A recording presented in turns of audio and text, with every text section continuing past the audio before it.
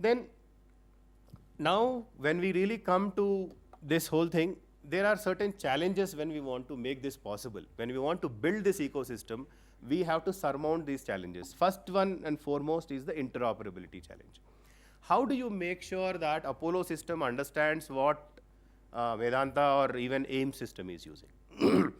and this is where what Karthik also mentioned becomes important. You know, we have achieved certain levels of interoperability already. First and foremost in the tech domain is what we call the transport interoperability. The ability of transmitting a packet of data from point A to point B, and the system, and it is the basic and very core, and it was there even before the real TCP/IP kind of protocol came in. A phone call, a fax message, etc., is what really happens in transport interoperability. Then in here, data is given as is, and then the other end doesn't even have to understand, like you are just making a call, it becomes a packet, the other side deciphers and it is shown. The second one is structured interoperability. The example I will give you is, when you are sending an email, SMTP protocol, the simple mail transfer protocol, actually allows you to send an email from your Gmail account to your NIC account or Yahoo account, simply because the Gmail server and the Yahoo and the NIC server are both subscribing to this protocol called SMTP, simple mail transfer protocol. What happens here? There is a key and a value pair, and it is said that, okay, key header from information to your to information, and also the URL where it has to go to, or the DNS server where it has to hit, the text of the body, the subject. When this is sent to the other side sees, okay, what is there in from, I'll take it as it is. What is there in to, I'll take it, that's how it has come out. What is there in the message, I'll render it as is. And what is there in the subject, I'll render it as it is. So basic idea is, data is packed in a well-defined manner, in a structured way, and some of you who are familiar with XML or JSON or even HTML know how there is a beginning and there is an end of a particular data element, and then the data element sits in between. And whenever somebody is trying to understand, even a browser, when it tried to how to render an HTML page, it knows that here there is an image and I have to place it on the left or right. Based on that, it understands. So that is how structured interoperability comes in, and this is where interoperability in general in the medical or the health world is in currently. The last one is semantic interoperability, which is, apart from knowing what is sitting where, I also understand information directly and I can use it as is. A simple example I'll give you. Let's say in FHIR, I'll just come back to FHIR in a minute. Let's say you are sending health data of a particular person, saying that, okay, this person's name is X, age, gender is male, and this is the date of birth. Let's say date of birth is a placeholder and you are giving the date of birth, but your system gives it as MMDDYY, whereas the other system understands it as YYYMMDD. So the other system cannot use this information as is. So this is where coding that Karthik mentioned comes in. This is where things like SOMEDCT, ICHI codes, ICD-10 codes come in. So this is where you use codes along with something, some transfer protocol like FHIR, so that the other end can actually understand. So this is still yet to be achieved in health. So this is the holy grail. This is where everybody should be, or this is where what is envisaged that it should be happening. So this is how this whole interoperability things work in. So today, like I said, we are at structured interoperability, and we are slowly inching. The entire world is inching slowly towards semantic interoperability. So by ensuring that there is this kind of structure, and by ensuring that what a payer is sending for as a claim is understood by the provider, or what a health information user is understanding what a health information provider is sending, this structured interoperability is helping in ensuring that two disparate systems are able to talk to each other.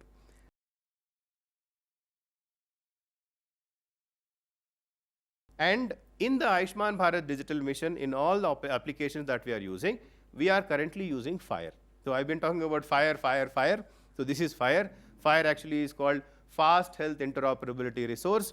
This is basically, it is a standard that defines how healthcare information is exchanged between different computers. I mean, simply put, it is an extension on what we typically have already on XML and JSON, etc. And it is actually tailored for health data. The good thing is, there was also earlier something called HL7. This is HL7 is a non-profit that was formed to actually address this whole idea of interoperability. But there were certain what you call inhibitions or problems with HL7. That is where this FHIR standard has come in.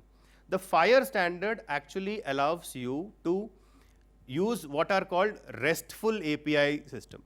I mean, again, I don't want to get more into technical details, but then this is IT, so I should mention this. So basically, the idea is it actually allows you to send information from point A to point B in a stateless manner. By stateless manner, I mean an information request sent from a requester. Once the packet is sent, that packet contains all the information necessary for the receiver to decipher, understand, and send back the result. Simple example, any one of you can actually try and search it on Amazon. If you want to search, let's say I am looking for a blue sweater size 10 male.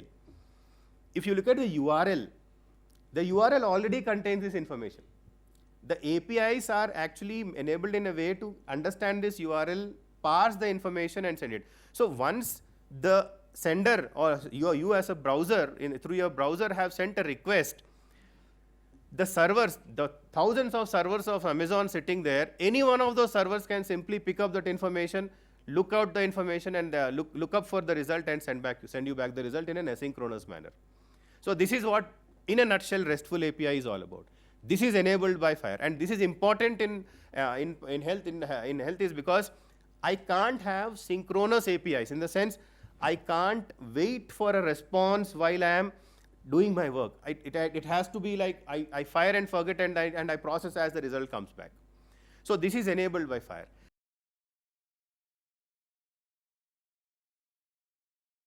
So next part was to break the silos.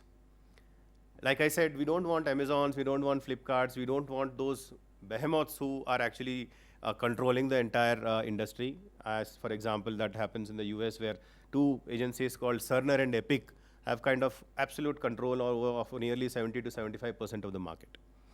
So rather than being on the left-hand side of a platform-centric system, we are moving to on the right-hand side, where we are calling an open network system, where the idea is that there did not be a peer-to-peer connectivity. I'll give you an example. When COVID started, during the vaccination period, there are more than 200 different applications that integrated with COVID. And COVID published certain APIs. So Paytm integrated with it, some banks integrated with it, some other applications integrated, BookMyShow integrated with it. That was because COVID published certain APIs. Now, but the thing is, everybody had to individually integrate with COVID. Tomorrow, there is some other system like COVID, for example. Let's say there were two systems of COVID, or instead of doing one system for the entire country, let's say 2-3 states decided that they will use their own software. Like initially it happened, Karnataka and West Bengal wanted to use their own immunization software.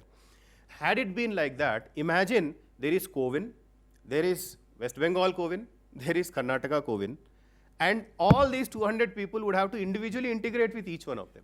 That is what is the platform approach. It makes no sense.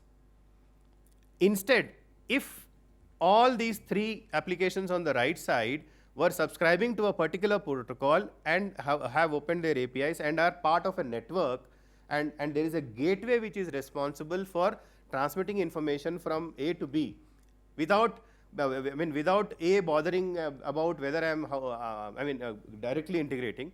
What would have happened was, each of these 200 applications would have to do integration just once.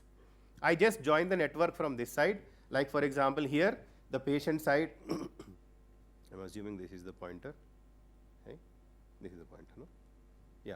So like you can see, I can just come and hook in here. Now I can talk to all three of them without even having to bother what they are really about.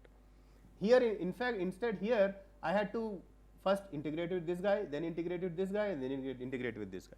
So this is the whole idea about bringing about interoperability in services. So this one could be one ambulance service provider. This one could be one doctor's online consultation provider. This could be another online consultation provider. There were many such providers would have come in. I would not have to bother integrating with everybody. I would integrate just with the network, and then by virtue of it, you can simply are able to like search for services from any one of them. So this is the whole idea.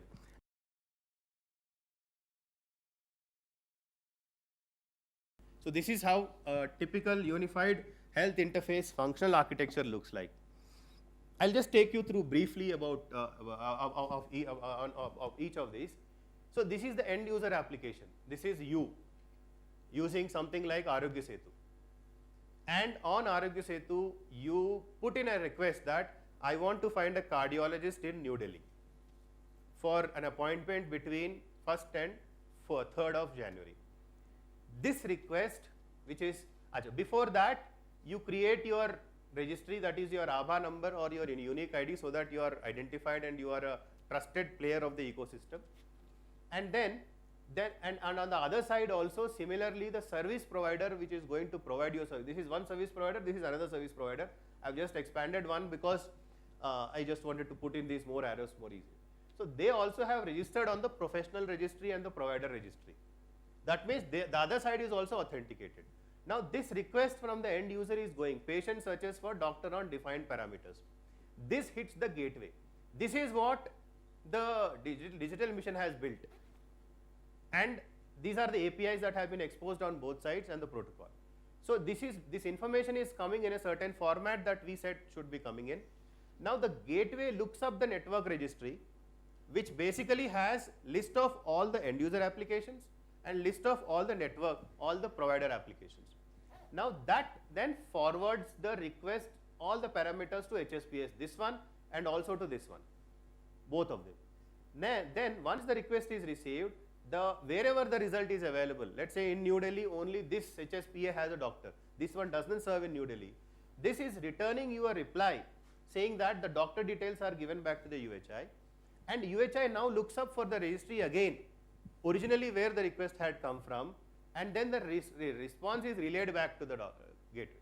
Now Arogya Setu, you can see the result saying that, okay, there is Dr. X, which is who is working in, let's say, Safdarjung Hospital, and he is available on so and so. These are the booking slots. There is Dr. Y, who is working in Apollo somewhere in Delhi. His slots are so and so. Then what happens, once this connection is established, this remaining communication is between these two.